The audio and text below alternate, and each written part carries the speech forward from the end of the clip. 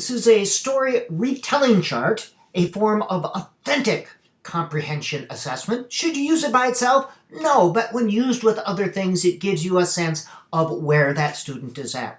You use narrative text with this. You can use expository, but narrative is best. And you use a graded reader, one that is leveled. You know the grade level of that reader. The first step is to fill out the story retelling chart, and let me show you. You put the characters there. If there's 5 characters, of course, that would be 5 or 3. You adjust this. Setting, events. You can include an inference question, and usually you want to double the point values for that. After the student has read, you ask the student to retell the story.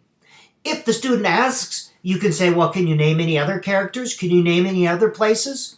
And here you see the story retelling chart. 2 points for each character, setting, events, 22 total points, all right? If the student misses, you give a prompt. When you score it, 2 points for an unprompted response if they get it, 1 point if you had to prompt them. If you include an inference question, give it either 3 or 4 points. On the bottom, totals and percentages right there, and you get a sense of the independent, instructional, and frustration level. Now, when creating this chart, you decide what's important. The goal is not to replicate the story, but to get the main parts. Now, not every story works for this, and you need to adjust the chart to fit the story. And there's an example of a story retelling chart. I went in, I decided what's important, and I created the chart.